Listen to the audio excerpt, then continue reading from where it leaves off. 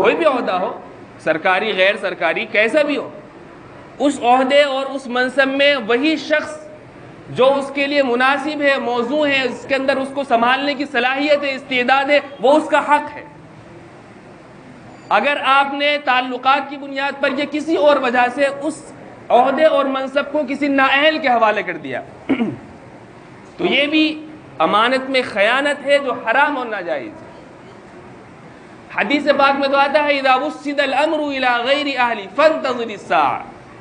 جب کوئی ذمہ داری کا کام، کوئی عہدہ اور منصب کسی نااہل کے حوالے کر دیا جائے جو اس عہدے اور منصب کا اہل نہیں ہے،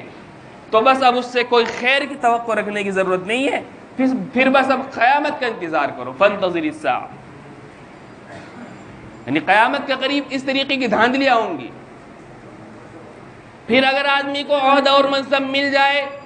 تو ملنے کے بعد میں ایسا نہیں ہے کہ وہ خود مختار ہو گیا، بلکہ اللہ کی طرف سے ایک ذمہ داری اس کے سر پر آ گئی ہے۔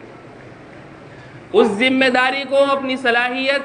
اپنی استعداد، اپنے وقت کے لحاظ سے ادا کرنا یہ امانت داری ہے۔ کوئی عہدہ مل گیا، کوئی ذمہ داری مل گئی، اب اس میں ٹال مٹول چل رہی ہے، جو اس ذمہ داری کے تقاضے ہیں اس کو پورا نہیں کیا جا رہا ہے یا کوتاہی ہو رہی ہے اس کے اندر، یہ امانت میں خیانت ہے۔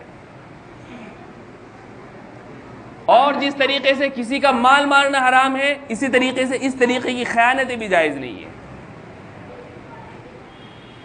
ایسے ہی آپ کسی کے ہاں کوئی کام کر رہا ہے، مزدوری 8 گھنٹے کی طے ہوئی ہے، مثلا 6 گھنٹے کی، 8 گھنٹے کی، اب اس مزدور کے لیے یہ لازم ہے دینی اور شرعی اعتبار سے بھی کہ ان 8 گھنٹوں میں، ان 6 گھنٹوں میں ضروریات کے علاوہ، طبعی یا شرعی ضرورت، اس کے علاوہ اس کام کرنے میں بالکل کوتاہی نہ کرے۔ اگر ایسا شخص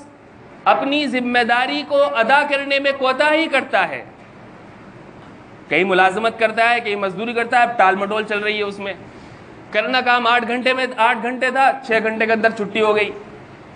7 گھنٹے کے اندر چھٹی کر دی اس نے،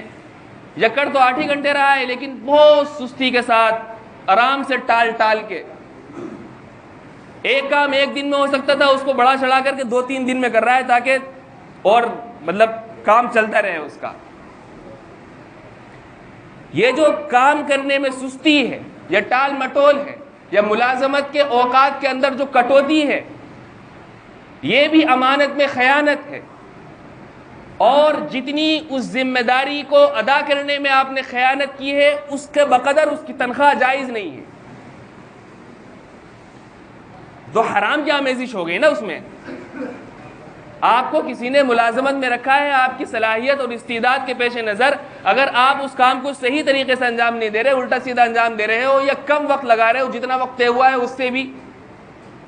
یا غلط طریقے سے اس کا استعمال کیا جا رہا ہے، یہ امانت میں خیانت ہے۔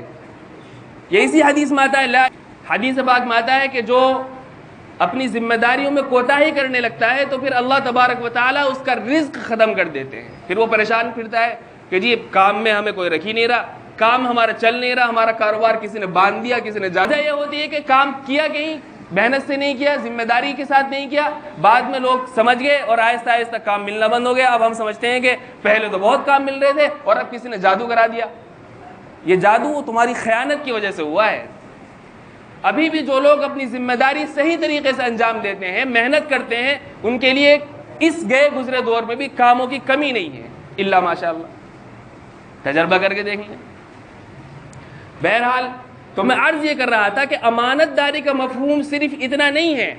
کہ کسی نے ہمارے پاس پیسے رکھے اور ہم نے اس کو بروقت اس پیسے کو واپس کر دیا، بلکہ کسی بھی طریقے کی جو ذمہ داری انسان کے اوپر آتی ہے، چاہے وہ کسی کی گفتگو ہو، کسی کی بات چیت ہو، کسی کے پیسے ہوں، کسی کے روپے ہوں، کسی کا کوئی راز ہو، مجلس کی کوئی بات ہو یا کوئی بھی ذمہ داری ہو، وہ سب امانت ہے۔ اور جس طریقے سے کسی کے پیسے لے کر کے واپس نہ کرنا یہ خیانت اور حرام ہے، اسی طریقے سے ان سب چیزوں کے اندر بھی گڑبڑ کرنا یہ بھی امانت میں خیانت ہے اور یہ بھی حرام ہے۔ اسی لیے اسی اہمیت کے پیش نظر آپ صلی اللہ علیہ وسلم اپنی تقریباً ہر تقریر میں، ہر خطاب میں اس طرف مسلمانوں کو متوجہ کرتے تھے، لا ایمان لمن لا امانت له، جس شخص کے پاس امانت نہیں ہے، امانت کا وہ لحاظ نہیں رکھتا ہے، اس کا ایمان کامل نہیں ہو سکتا، چاہے بظاہر وہ دیندار لگ رہا ہو، چاہے وہ بظاہر 5 وقت کا نمازی کیوں نہ ہو، لیکن اس کا دین کامل نہیں ہے، چاہے وہ رمضان کے علاوہ بھی کتنے 2-4 مہینے کے اور روزے رکھتا ہو، لیکن اگر ادھر گڑبڑ ہے تو یہ امانت داری کے خلاف ہے۔ اسی طریقے سے بہت ساری سب چیزیں، علماء نے تو یہاں تک لکھا ہے کہ انسان کا جو اپنا بدن ہے یہ بھی اللہ تبارک و تعالیٰ کی طرف سے اس کو بطور امانت کے ملا ہوا ہے۔ اگر ہم اپنے بدن کو، اپنے بدن کے اعضاء کو اللہ کی مرضی کے مطابق استعمال کرتے ہیں تو یہ امانت کا حق ادا کرنا ہے، اگر اس کے خلاف استعمال کرتے ہیں تو یہ امانت میں خیانت ہے۔ آنکھوں کو غلط جگہ استعمال کیا جا رہا ہے، امانت میں خیانت، ہاتھوں کو غلط جگہ استعمال کر رہا ہے تو یہ اللہ کی امانت میں خیانت ہے۔ ہمارا بدن